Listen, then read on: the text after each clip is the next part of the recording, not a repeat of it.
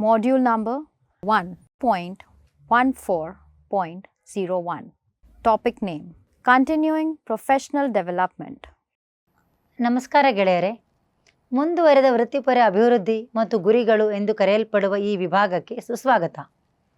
ನಾವೆಲ್ಲರೂ ಇದನ್ನು 2 ಭಾಗಗಳಲ್ಲಿ ಕಲಿಯುತ್ತೇವೆ. ಮೊದಲನೇ ಭಾಗದಲ್ಲಿ ಕಲಿಯಲು ಎಲ್ಲ ಉದ್ದೇಶಗಳು. ಪಾಯಿಂಟ್ 1, ನಿರಂತರ ಕಲಿಕೆ ಮತ್ತು ವೃತ್ತಿಪರ ಅಭಿವೃದ್ಧಿಯು ಪ್ರಾಮುಖ್ಯತೆಯನ್ನು ತಿಳಿಸಿ. ಪಾಯಿಂಟ್ 2, ಪರ್ಸನಲ್ ಡೆವಲಪ್ಮೆಂಟ್ ಮತ್ತು ವೃತ್ತಿಪರ ಗುರಿಗಳನ್ನು ವಿವರಿಸಿ. 500 BCಯಲ್ಲಿ ಗ್ರೀಕ್ ತತ್ವಜ್ಞಾನಿ ಹೆರಾಕ್ಲಿಟಸ್ ಸ್ಥಿರವಾಗಿರುವ ಏಕೈಕ ವಿಷಯವೆಂದರೆ ಬದಲಾವಣೆ ಎಂದು ಹೇಳಿದ್ದಾರೆ. ಬದಲಾವಣೆಗಳಿಗೆ ಹೊಂದಿಕೊಳ್ಳುವ ನಿಮ್ಮ ಸಾಮರ್ಥ್ಯವು ನಿಮ್ಮ ಯಶಸ್ಸನ್ನು ನಿರ್ಧರಿಸುತ್ತದೆ.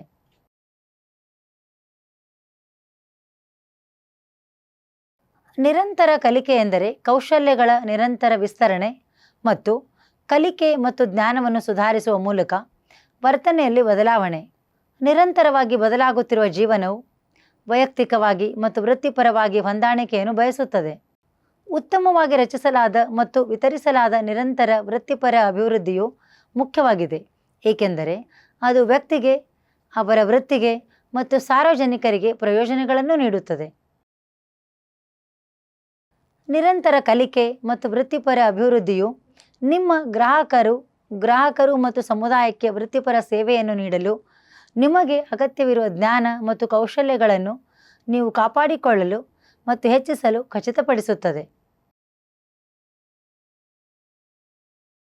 ಜೀವಮಾನದ ಕಲಿಕೆಯು ನಿಮ್ಮ ಜೀವನದುದ್ದಕ್ಕೂ ಜ್ಞಾನವನ್ನು ಪಡೆಯುವ ಮತ್ತು ಹೊಸ ಕೌಶಲ್ಯಗಳನ್ನು ಕಲಿಯುವ ಪ್ರಕ್ರಿಯೆಯನ್ನು ಸೂಚಿಸುತ್ತದೆ.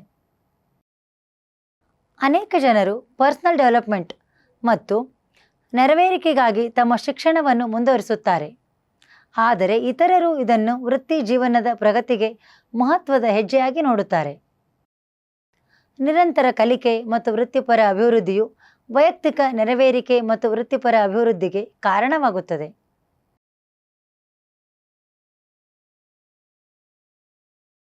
ಪರ್ಸನಲ್ ಡೆವಲಪ್ಮೆಂಟ್ ವರ್ಧಿತ ಸಂವಹನ ಕೌಶಲ್ಯಗಳು, ಉದ್ಯೋಗ ಕೌಶಲ್ಯಗಳು, ಪ್ರಜ್ಞೆಯನ್ನು ಹೆಚ್ಚಿಸುವುದು ಮತ್ತು ಸಂಪತ್ತನ್ನು ನಿರ್ಮಿಸುವ ಮೂಲಕ ತನ್ನನ್ನು ತಾನು ಸುಧಾರಿಸಿಕೊಳ್ಳುವ ಪ್ರಕ್ರಿಯೆಯಾಗಿದೆ.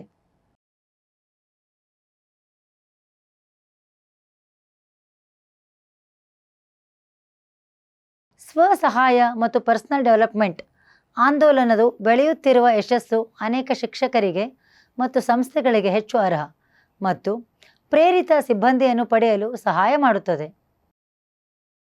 ಪರ್ಸನಲ್ ಡೆವಲಪ್ಮೆಂಟ್ ವಿದ್ಯಾರ್ಥಿಗಳನ್ನು ಪ್ರೋತ್ಸಾಹಿಸುತ್ತದೆ ಮತ್ತು ಅವರ ವೃತ್ತಿಪರ ಜೀವನದಲ್ಲಿ ಅವರನ್ನು ಪ್ರೇರೇಪಿಸುತ್ತದೆ. ಅವರ ಶಿಕ್ಷಕರು ನಿರಂತರವಾಗಿ ಹೊಸ ಕೌಶಲ್ಯಗಳನ್ನು ಕಲಿಯಲು ಮತ್ತು ಜ್ಞಾನವನ್ನು ಪಡೆಯಲು ಪ್ರಯತ್ನಿಸುತ್ತಿರುವುದನ್ನು ಗಮನಿಸುವುದು ಅವರ ಮನಸ್ಸಿನಲ್ಲಿ ಒಂದು ದೊಡ್ಡ ಗುರುತು ಬಿಡುತ್ತದೆ. ಪರ್ಸನಲ್ ಡೆವಲಪ್ಮೆಂಟ್ ಈ ಕೆಳಗಿನ ಚಟುವಟಿಕೆಗಳನ್ನು ಒಳಗೊಂಡಿದೆ. ಪಾಯಿಂಟ್ 1, ಅರಿವು ಮತ್ತು ಗುರುತನ್ನು ಸುಧಾರಿಸುವವರು. ಪಾಯಿಂಟ್ 2, ಪ್ರತಿಭೆ ಮತ್ತು ಸಾಮರ್ಥ್ಯವನ್ನು ಅಭಿವೃದ್ಧಿಪಡಿಸಿ. ಪಾಯಿಂಟ್ 3, ಮಾನವ ಬಂಡವಾಳವನ್ನು ನಿರ್ಮಿಸಿ ಮತ್ತು ಉದ್ಯೋಗವನ್ನು ಸುಲಭಗೊಳಿಸಿ. ಪಾಯಿಂಟ್ 4, ಜೀವನದ ಗುಣಮಟ್ಟವನ್ನು ಹೆಚ್ಚಿಸಿ. ಮತ್ತು ಪಾಯಿಂಟ್ 5, ಕನಸುಗಳು ಮತ್ತು ಆಕಾಂಕ್ಷೆಗಳನ್ನು ಅರಿತುಕೊಳ್ಳಿ.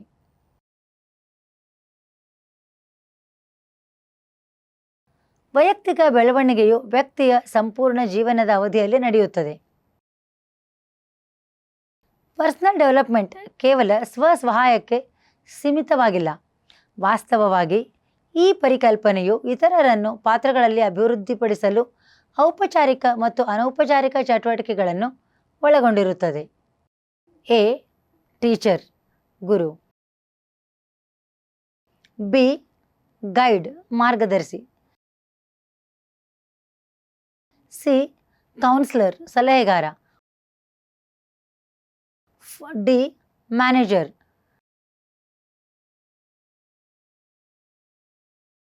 E. Life coach. F. Mentor ಮಾರ್ಗದರ್ಶಕ.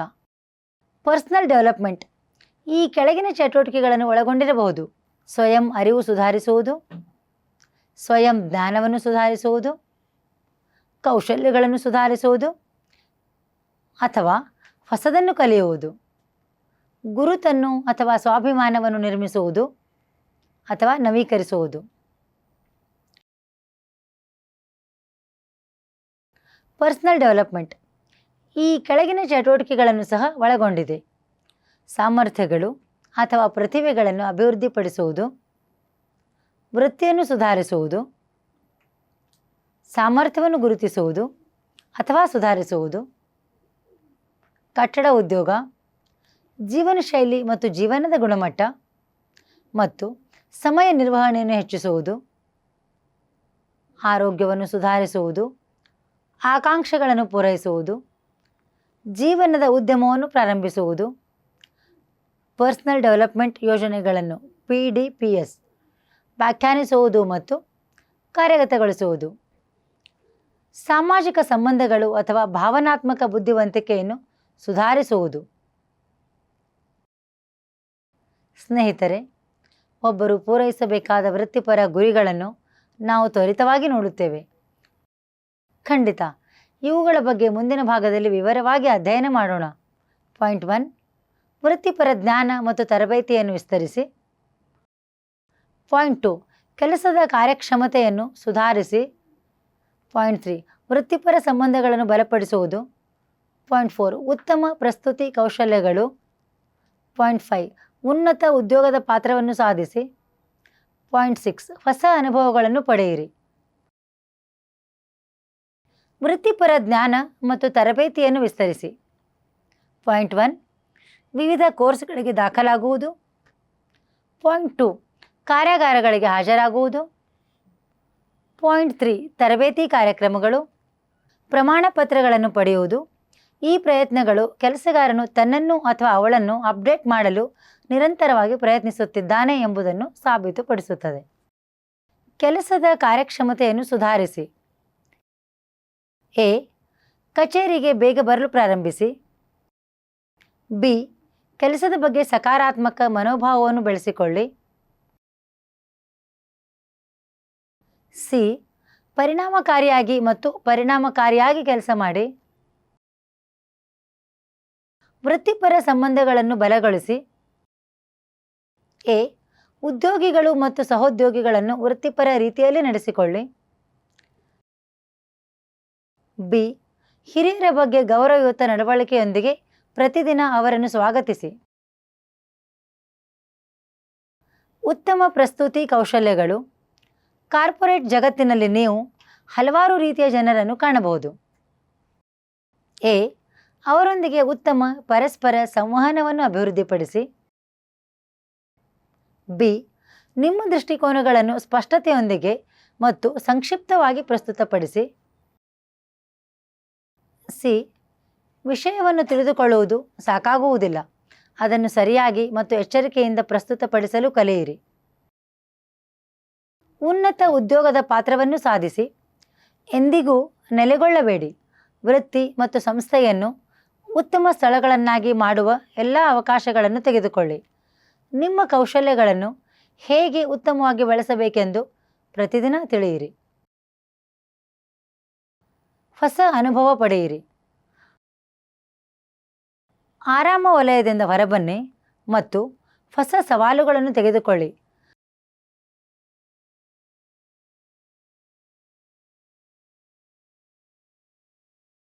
ನೀವು ತೆಗೆದುಕೊಳ್ಳುವ ಹೆಚ್ಚಿನ ಸವಾಲುಗಳು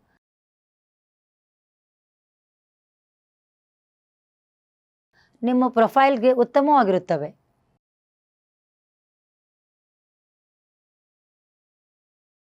ಸ್ನೇಹಿತರೆ, ಇದು ಮುಂದುವರೆದ ವೃತ್ತಿಪರ ಅಭಿವೃದ್ಧಿ ಯೋಜನೆಯ ಮೊದಲ ಭಾಗದ ಅಂತ್ಯಕ್ಕೆ ನಮ್ಮನ್ನು ತರುತ್ತದೆ. ನಾವು ತ್ವರಿತ ರಿಕ್ಯಾಪ್ ತೆಗೆದುಕೊಳ್ಳೋಣ.